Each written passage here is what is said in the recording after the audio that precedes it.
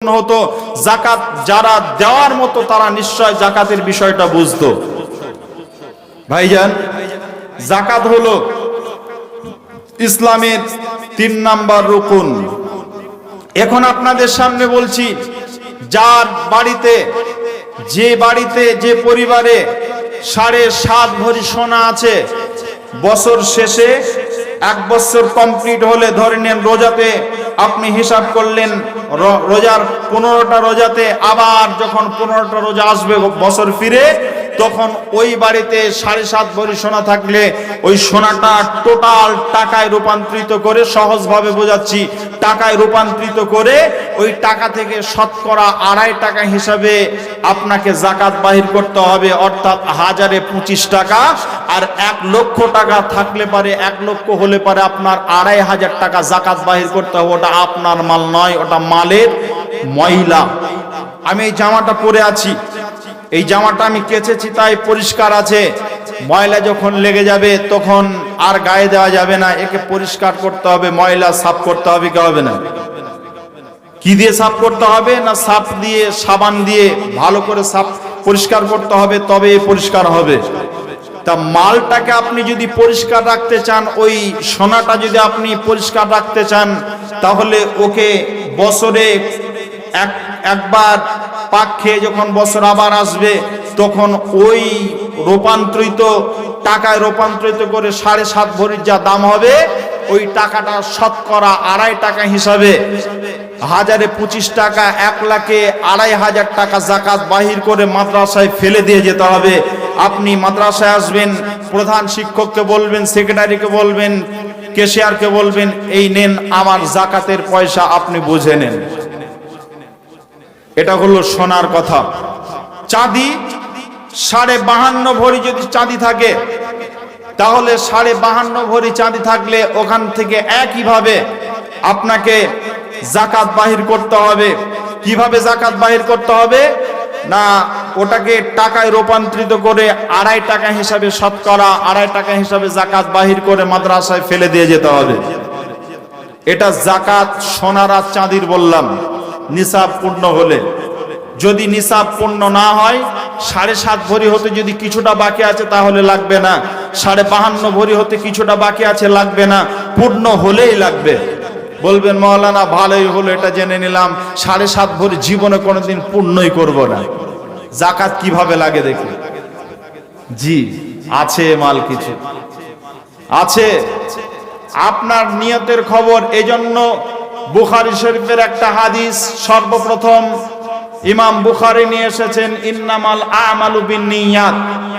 এই হাদিসের তাৎপর্য নিয়ে যদি আলোচনা করা যায়, আপনার ঘন্টার পর ঘন্টা কেটে যাবে। প্রত্যেকটা কাজের প্রথমেই আছে আপনার আমলের আগে আছে ঈমান, মানে আপনার সংকল্প, আপনি কি করেছেন, নিয়ত কি করেছেন, সেটাই হলো আপনার আমলের আগে ওই নিয়ত। অতএব এই জন্য ইমাম বুখারী এই হাদিসটাকে সর্বপ্রথম নিয়ে এসেছেন। প্রত্যেকটা হাদিসের আগে যতগুলো হাদিস উনি লিখেছেন, সর্বপ্রথমে হাদিসটা কেন নিয়ে এসেছেন, এই কেনর উত্তর যদি খুঁজেন, তাহলে আপনি খুব সূক্ষ্মভাবে, খুব সূক্ষ্ম ব্রেনে আপনাকে ভাবতে হবে কেন নিয়ে এসেছেন। যারা এভাবে চালাকি করবে তারা জাহান্নামে ধরা খাবে। এই জন্য ইমাম বুখারী এই হাদিসটা সর্বপ্রথম নিয়ে এসেছেন। আপনাকে শর্টলি এ কথাটা বলে দিলাম।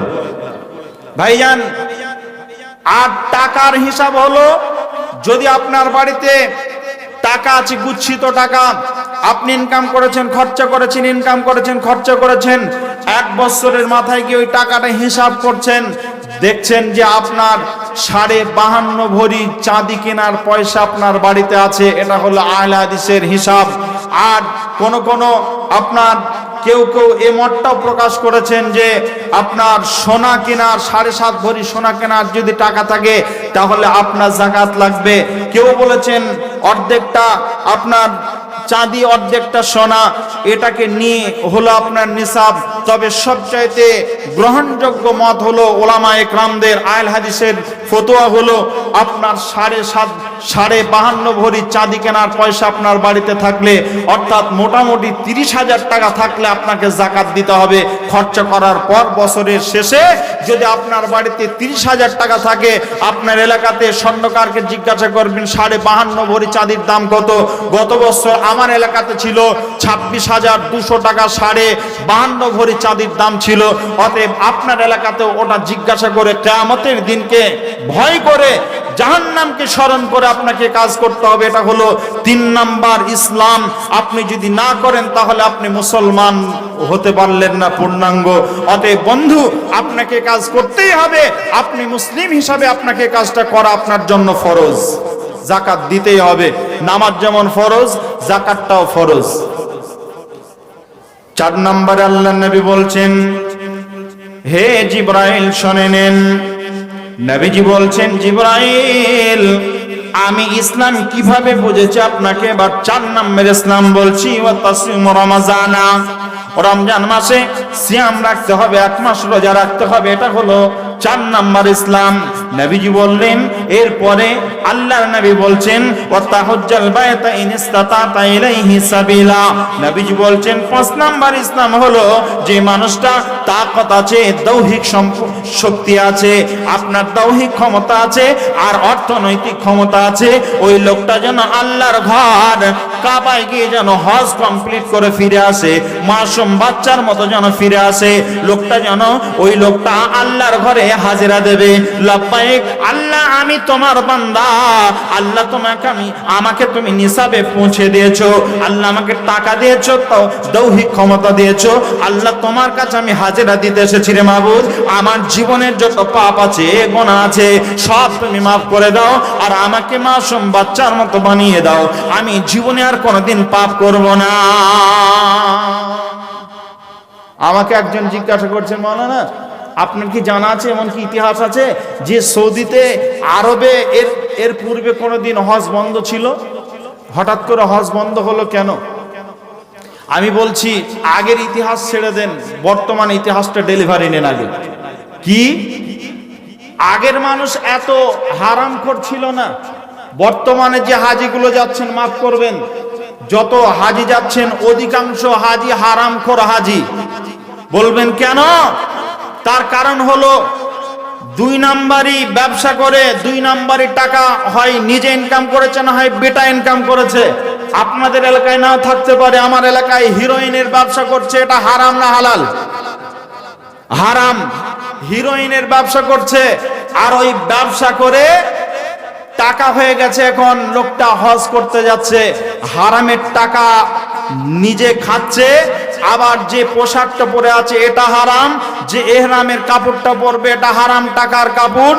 এই কাপড় পরে এই হারাম খেয়ে এই হারাম টাকা আপনার ব্যয় করে যদি আল্লাহর ঘরে যায়, আল্লাহর ঘর এমনি এমনি বন্ধ হয়ে যাবে, অন্ততপক্ষে এই মালগুলা ছাঁটাই হয়ে যাবে। এই জন্য বন্ধ। আর কি হাজী সাহেব বলছেন, বেটা 5 বেটা আছো, এটা গোপনে তোমাদের কিনে আলোচনা করছে, এটা প্রকাশ করো না। আমার অমুক অমুক মাঠে জমি আছে, জমিগুলো তোমরা 5 ভাই নিয়ে নাও, আর মেয়েদেরকে বোঝাবার দায়িত্ব আমার। এবার মেয়েদেরকে ডাকলেন, উনি হজে চলে যাবেন। হজে যাওয়ার আগে বেটাদের নামে সব লিখে দিয়েছে, সব জমি লিখে দিয়েছে, সব দলিল হয়ে গেছে।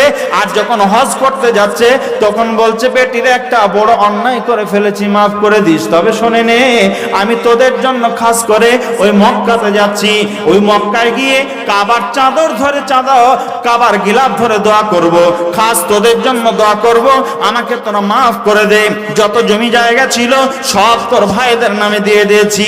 এবার উনি হজ করতে গেলেন, আর বেটিরা বলছেন, আল্লাহ আমার বাপকে তুমি কাবা থেকে ফিরিয়ে নিয়ে এসো না, ওই মক্কা থেকে আর ফিরিয়ে নিয়ে এসো না। আল্লাহ এত বড় হারাম করবা, আল্লাহ এত বড় আঘাত দিল জীবনে, আমার জমি অন্য ভাইকে লিখে দেবে, এটা তো বরদাস্ত করার মতো নয়। আল্লাহ তুমি আমার বাপকে ওই জায়গাতেই রেখে দাও, আর আমি মুখ দেখবো না, আমরা মুখ দেখবো না। এবার ওখান থেকে যখন এলেন, আসার পর এবার এ বেটা লাত মারছে, ও বেটা লাত মারছে, ও বেটার কাছে যাচ্ছে লাত মারছে, কারণ আসল মাল তো এরা পেয়ে গেছে, আসল বস্তু যেটা ছিল সব পেয়ে গেছে। এখন এর লাত খাওয়ার জীবন চলে এসেছে। বন্ধুরে, আপনি একটা ভুল করবেন, আর ওই ভুলটাকে সংশোধন করতে গিয়ে আবার আপনাকে ভুল করতে হবে, ভুলের উপরে ভুল হয়ে যাবে। একটা ভুল করে আর একটা ভুল দিয়ে যখন ওটাকে ঢাকতে যাবেন, সব ভুল এক জায়গায় হয়ে যাবে। আপনার এই তাকদিরে লাভ ছাড়া অন্য কিছুই পড়বে না। আল্লাহ বলছেন, দুনিয়াতে তোর লাভ শুরু হলো, আখিরাতটা ভাব। দুনিয়াতে লাভ শুরু হলো, আখিরাতটা ভাব। এই শুরু হলো, এখন তোর বেটারা লাভ দিচ্ছে, বেটারা লাংতান করছে, বোমা খেতে দিচ্ছে না। এরপরে আমার আল্লাহ তোকে ওই সুদীয় খাবার তোকে আর খেতে দেবে না, চিরদিনের জন্য হারাম হয়ে যাবে। এমনকি জাহান্নামের ফেরেশতাদের লাভ খেতে খেতে তোর জীবন শেষ হয়ে যাবে। এর নাম হলো হজ। বন্ধু, যার ক্ষমতা আছে সূক্ষ্মভাবে আল্লাহর ঘরে যান, হজ করে আসুন, আপনার হজ কবুল হবে। ভাইজান, এই অন্যায়গুলো করবেন না। এই অন্যায়গুলো এলাকাতে হচ্ছে কি হচ্ছে না? হাজী সাহেব যখন হজ করতে যাচ্ছেন তখন করছে কি করছে না? মা মারা গেছে, আহ আহ বেচারা। এই লোকটার দান, কারোর দান যদি কবুল না হয়, এই লোকটার দান কবুল হবে কেন? কিছু নেই বেচারার, পোশাক দেখেন কেমন জীর্ণ শীর্ণ, অসহায় লোক। 10 টাকা ছিল, 10 টাকা মা বাপের নামে দিয়েছে। আল্লাহ, গভীর রাতে তুমি এই ব্যক্তির দানকে তুমি কবুল করে নাও। মাবুদ, তুমি ছাড়া কেউ নেই, এই মানুষগুলোর তুমি সহায় আছো, তুমি এদের দানকে কবুল করো। ভাইজান, আমি আপনাদের কাছে বলছিলাম, ইসলাম বোঝাতে গিয়ে 5টা জিনিস বললাম, খুব সংক্ষেপে বলে দিচ্ছি। 1 নম্বর হলো কালেমা, 2 নম্বর হলো সালাত, 3 নম্বর হলো যাকাত, 5 নম্বর হলো, আর 4 নম্বর হলো আপনার রমজানের সিয়াম, আর 5 নম্বর হলো হজ। কমপ্লিট। এবার শোনেন, কোন মানুষ যদি বলে, মাওলানা আমি 3টাকে পারবো মানতে, আর 2টোকে মানবো না, আমি নামাজ পড়ার সময় পাচ্ছি না, নামাজ পড়বো না, আর যাকাত দেব না, বাকি কালেমা পড়েছি, রোজা রাখি 1 মাসে কষ্ট হলেও করি, আর হজ করবো, 3টা করবো, 2টো করবো না। আপনারা ফতোয়া দেবেন, আমি ফতোয়া দেওয়ার মালিক নই। আপনারা বলেন, আপনাদের এলাকাতে ঘর হয়, ছাদ দেওয়া ঘর, যাকে পাকা ঘর বলে আমরা, হয় কি হয় না? হয়। যখন গাঁথনি কমপ্লিট হয়ে যায়, ছাদ দেবেন, এমন সময় ছাদ দেওয়ার সময় 5টা উপকরণ লাগে। ছাদ দিতে গিয়ে 5টা জিনিস লাগে, ভালো করে দেখেন। 1 নম্বরে ছাদ দিতে গিয়ে আপনার লাগবে সিমেন্ট, 2 নম্বরে লাগবে পাথর, আপনারা পাথর বলেন না গিটলি বলেন, পাথর, আর 3 নম্বরে বালি, 4 নম্বরে রড, আর 5 নম্বরে পানি। রড, সিমেন্ট, পাথর, বালি আর পানি, এই 5টা জিনিস ছাড়া মিস্ত্রি ছাদ দিতে পারবে? কথা বলেন। এখন একজন ব্যক্তি বলছে, বেটা তুমি নামকরা মিস্ত্রি, উত্তর দিনাজপুরে তুমি হলো সবচাইতে নামি মিস্ত্রি, তবে শোনো একটা কথা, তোমার কাছে আমার একটা অনুরোধ। আমার ছেলেরা খুব গরিব মানুষ, আমি নিজে ছিলাম, আমার ছেলেরা বিদেশ খেটে কিছু টাকা অর্জন করে ঘর দিচ্ছে। বেটারে, আমার একটা কথা শোনো, আমার ঘরটা, আমার জীবনে একটা শখ ছিল খুব মজবুত করে ঘর বানাবো, তবে ঘরটা বানাতে গিয়ে যত পাথর লাগবে দেব, যত সিমেন্ট লাগবে দেব, যত রড লাগবে দেব, আর যত বালি লাগবে দেব, কিন্তু আমার ঘরে যেন ছাদ দিতে গিয়ে পানি ব্যবহার না হয়। আপনারা ফতোয়া দেন, আপনারা বিবেক দিয়ে বলুন, ওই ঘরের ছাদটা কি কোনোদিন দেওয়া সম্ভব হবে? ছাদ হবে না। এবার কোন লোক যদি বলে, মাওলানা আমার ঘরে সিমেন্ট দেব, আমার ঘরে পাথর দেব, বালি দেব, আর পানি দেব, শুধু রডটা দেব না, আমার ঘরের ছাদটা দিয়ে দেন, এই ঘরের ছাদ কি কোশ্চিনকালেও হবে? হবে না। বন্ধুরে, ছাদ থাকবে না। ঠিক একইভাবে যে মানুষটা আপনার ইসলামের 5টা জিনিস যার উপরে ফরজ হয়ে গেছে, যে লোকটার উপরে হজ ফরজ, যে লোকটার উপরে আপনার যাকাত ফরজ রয়েছে, 5টা জিনিস যার উপরে ফরজ, ওই লোকটা যদি একটা ছেড়ে দেয় তাহলে ওই লোকটা এই ছাদের মতো অবস্থা হবে। ওই লোকটা পূর্ণ আপনার কোনোদিন যেমন ছাদ হবে না, 5টা জিনিসের মধ্যে একটা বাদ দিয়ে দিলে যেমন ছাদ হবে না, ঠিক একইভাবে ওই লোকটা কোনোদিন ইসলাম পাবে না। বন্ধুরা আমার, ওই লোকটার উপরে 5টাই ফরজ ছিল, কিন্তু একটা ছেড়ে দেওয়ার কারণে লোকটার অবস্থা বেহাল হয়ে যাবে। ঠিক এই রকম ভাবে আজকে আমি আপনাদের সামনে বলছি, এর নাম হলো ইসলাম। ইসলাম 5টা জিনিসের নাম, 5টাই মেনে নিতে হবে। এবার চলুন আমি আপনাদের সামনে বলছি এবার যে কথাটা, সেটা হলো দ্বিতীয় পয়েন্ট, সেটা নিয়ে আলোচনা করব। সেটার নাম হলো ইসলাম কোথা থেকে আমরা পেয়েছি, এটা কোরআন থেকে বলবো। চলেন দেখি কোরআন কি বলছে। বিসমিল্লাহির রহমানির রহিম। ইন্না হাযিহি উম্মাতুকুম উম্মাতুন ওয়াহিদা ওয়া আনা রাব্বুকুম ফা'বুদুন। আমার আল্লাহ বলছেন, ইন্না হাযিহি উম্মাতুকুম, নিশ্চয়ই উম্মত, একই উম্মত, ওয়া আনা রাব্বুকুম, আমি তোমাদের রব, ফা'বুদুন, আমার ইবাদত করো। এটা হলো আয়াতের তরজমা। এবার একটু তাফসীরের দিকে যাই। ইবনে কাসির কি বলেছেন দেখে নেই। আল্লামা ইবনে কাসির তিনি বলেছেন, আল্লাহর নবী জানাবে মুহাম্মদ রাসূলুল্লাহ সাল্লাল্লাহু আলাইহি সাল্লামকে জিজ্ঞাসা করা হলো, ইয়া রাসূলুল্লাহ, আপনার পূর্বে যত নবী এসেছিলেন আদম থেকে শুরু করে আপনি পর্যন্ত 1,24,000 মতন করে কম বেশি যত নবী রাসূল এসেছিলেন, যত পয়গম্বর এসেছিলেন, আপনার আপোষে কে ছিলেন? আল্লাহর নবী বলছেন, আমরা আপোষে ছিলাম বৈমাত্র ভাই।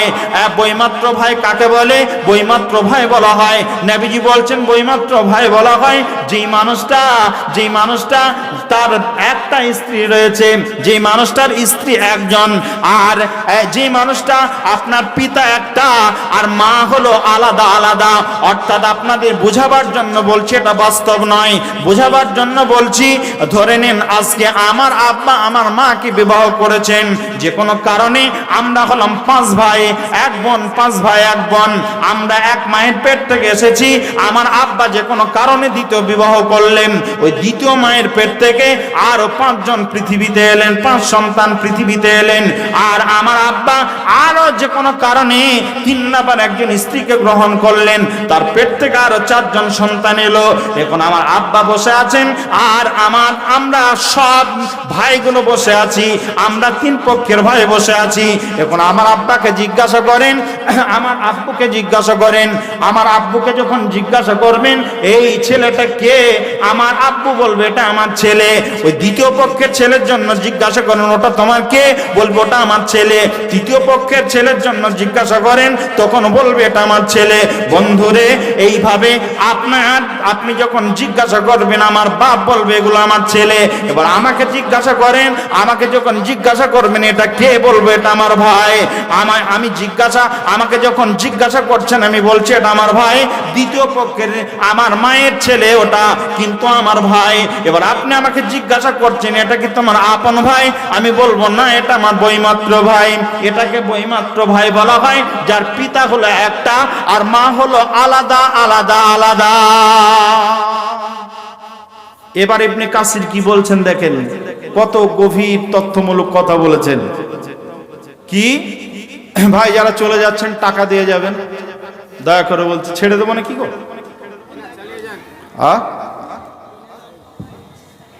একটা বাজিনি, কটায় উঠেছি আমি? 12টা। জি 1 ঘন্টা হলো, 1 ঘন্টা হলো, শেষের দিকে চলে এসেছি, আর বেশি কথা বলবো না। আপনাদের শুনতে খারাপ লাগছে বুঝতে পারছি, বা ঘুম পাচ্ছেন। আপনারা ঘুম পাচ্ছেন, একবার জোরে তাকবীর দেন, বলি নারে তাকবীর, আর জোরে নারে তাকবীর। নাস্তিকতা নিপাত যাক, দিন ইসলাম জিন্দাবাদ। নাস্তিকতা নিপাত যাক, দিন ইসলাম জিন্দাবাদ। কোটি প্রাণে একই আওয়াজ, খোদাদ্রোহী ছাড় পাবে না, এই বাংলায় ঠাঁই হবে না। মুসলমানরা জেগেছে আজ, জোর কদমে সামনে চলো, বজ্র কণ্ঠে আওয়াজ তুলো, সবাই মিলে একই সুরে দাও না স্লোগান, নারায়ে তাকবীর। একসঙ্গে সবাই মিলে নারায়ে তাকবীর। নাস্তিকতা নিপাত যাক, দিন ইসলাম জিন্দাবাদ, কোটি প্রাণে একই আওয়াজ। খোদাদ্রোহী ছাড় পাবে না, এই বাংলায় ঠাঁই হবে না, মুসলমানরা জেগেছে আজ। জোর কদমে সামনে চলো, বজ্র কণ্ঠে আওয়াজ তুলো, সবাই মিলে একই সুরে দাও না স্লোগান, নারায়ে তাকবীর। আর জোরে নারায়ে তাকবীর, নারায়ে তাকবীর। এটা বলতাম না, ঘুম পাচ্ছেন এই জন্য বললাম। এর নাম হলো ঘুম পাড়া, মানে ঘুম ভাঙানো ওষুধ। গভীর রাতে এ মালগুলো একটা আড্ডা দিতে হয়। জি ভাই, দুটো জিনিসে ঘুম ভাঙে, একটা বাদাম আর একটা এই মাল। আর যদি যারা আর একটা জিনিস খায় তারা ভাবে না ওটাতে খেলে হয়। বুঝতে পারছেন কি পারছেন না? দেখি রাতে যখন বাড়ি যাই মাঝে মধ্যে বাসে, তখন বাসে যে চালায় তার পাশে দুজন থাকে, যদি একজন ঘুমিয়ে যায় তাহলে সে ধাক্কা দেয়, আর একজন সবসময় বিড়ি রেডি করে রেখে দেয়। একটা শেষ আর একটা মাল রেডি, একটা শেষ আর একটা রেডি। এই মাল সব সময় রেডি করছে একজন, তার নাম হলো বিড়ি। বুঝতে পারলেন? আচ্ছা আপনারা বলেন, জাহান্নামে কোনো মানুষ ঘুমাবে? কথা বলতে হবে। জাহান্নামে মানুষ ঘুমাবে? এখানে আগুন ধরিয়ে দিলেন, দাও দাও দাও দাও করে আগুন জ্বলছে, আর আগুনে কেউ পড়ে আছেন ভিতরে, সে কি ঘুমাতে পারবে? পারবে না। জাহান্নামে আগুন জ্বলবে, আগুন সব সময় আগুন, বিভিন্ন প্রকারের আযাব জাহান্নামে চলবে, কেউ ঘুমাতে পারবে না। কিন্তু জান্নাতে সুখের ঘুম আছে না নেই? কবরে যারা ঈমানদার হবে তাদের জন্য আল্লাহ রাসূল বলেছেন যে, হ্যাঁ, তাদের জন্য আল্লাহ রাসূল বলেছেন যে তারা কি নামাতুল উরুস, হ্যাঁ নামতানা মাতুল, ও আচ্ছা, তা আল্লাহ রাসূল বলেছেন, হাদিসটা আমার ঠিক মানে ব্রেনে আসছে না, তা আল্লাহ রাসূল বলেছেন যে তোমরা ওই কি বলা হয় যে প্রথম রাত্রিতে বাসুর রাতে যেমন বর আর কন্যা যেমন ঘুমায়, তারা দুইজন যেমন ঘুমায় স্বামী স্ত্রী, ঠিক ওইভাবে তোমরা ঘুমিয়ে যাও। বন্ধু, এই ঘুমটা কারা পায় না? যারা ঈমানদার তাদের জন্য কথা বলা আছে। তার মানে এখান থেকে বোঝা যায় জান্নাতে গিয়েও ঘুমের ব্যবস্থা আছে। কিন্তু যারা আপনার জাহান্নামে যাবে, যাদের জন্য আযাব আছে তাদের জন্য বলা নেই, তাদের জন্য বলা আছে তোমরা আস্বাদন করো আযাব আর আযাব। যারা বিড়ে খান, এরা জাহান্নামে আগুন আছে, আগুন জাহান্নামে খাবে, জাহান্নামে আগুন খাবে জাহান্নামীরা, তাদেরকে আগুন দেওয়া হবে। সে আগুনটা সরাসরি হোক বা ঘুরিয়ে হোক, আগুনের আযাব দেওয়া হবে, তারা আগুন খাবে। দুনিয়াতে যারা এই মাল খাচ্ছে তারা ওই জাহান্নামের খাবার চেখে নিচ্ছে, কেমন স্বাদ হবে। জাহান্নামের বয়ান করছি তো একজন বয়স্ক মানুষ এসে বলছে, হুজুর জাহান্নামে কি আগুনের ব্যবস্থা আছে বিড়ি খাওয়া? বলছে হ্যাঁ আছে, আপনি যাবেন ওখানে গিয়ে ফেরেশতারা ধরিয়ে দেবে, আপনি ঠুকবেন যত পারবেন। তা ভাইজান, বিড়ে যারা খায় তারা সব সময়, যারা যে কাজ করে দেখবেন তারা সুযোগ খুঁজে, যারা জিনা করে তারা ভাবে হুজুর একটু সুযোগ দিলে হয়, বগল ফাঁক যাকে বলে গোদা বাংলায়। তা ভাইজান এসব কিছু নেই। তা আমি আপনাদের সামনে বলছিলাম ইসলাম কাকে বলে, এই কথাটা বলতে গিয়ে আমি এই জায়গায় চলে এসেছি।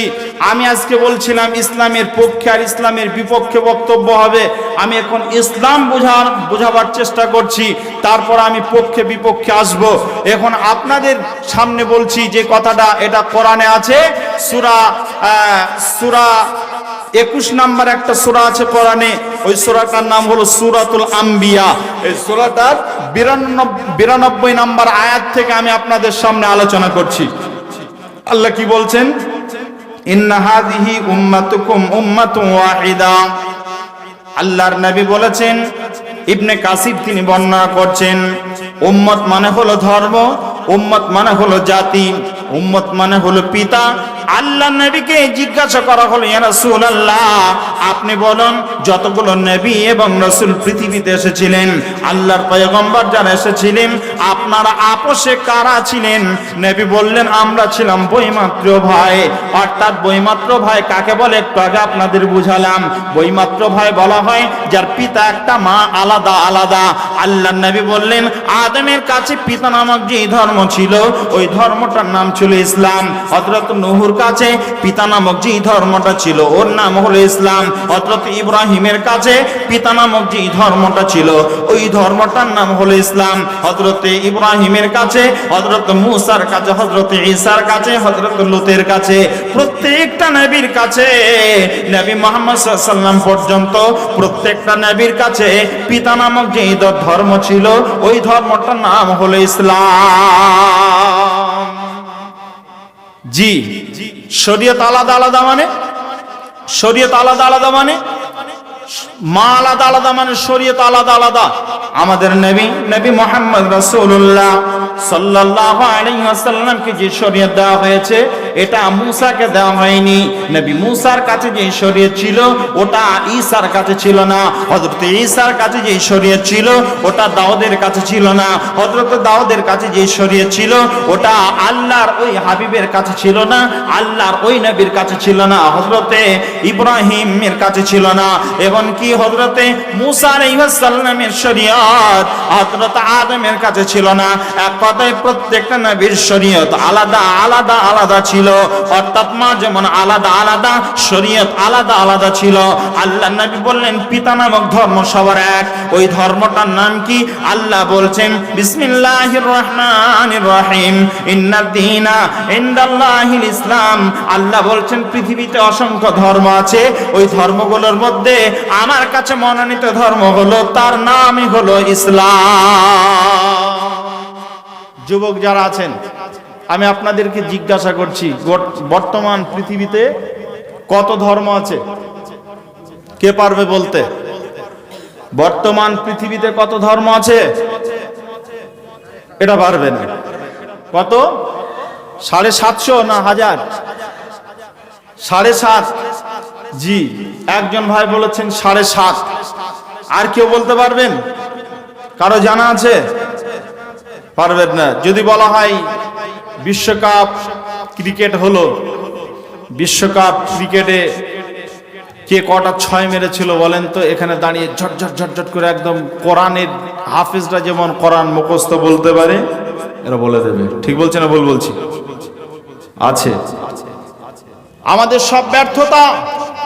আজকে আমাদের ছেলেরা এগুলো জানে না। আমি বলছি না যে তুমি খেলা দেখো না, এগুলো দেখছো, দেখো, কিন্তু তোমাকে এগুলো জানতে হবে। বর্তমান সময়ে গোটা পৃথিবীতে 4300 ধর্ম আছে। কেউ কেউ বলেছেন প্রায় 4500 ধর্ম আছে।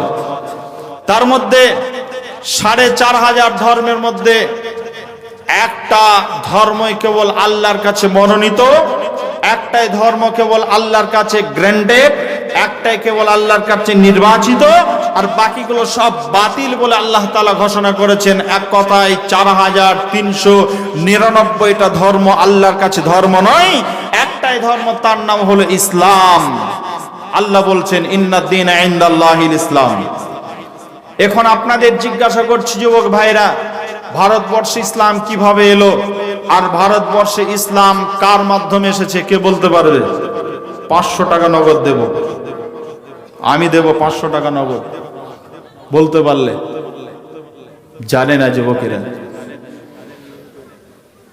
ভারতবর্ষে ইসলাম এসেছে সর্বপ্রথম কেরালা নামক একটা রাজ্য আছে ভারতে, আছে না নেই?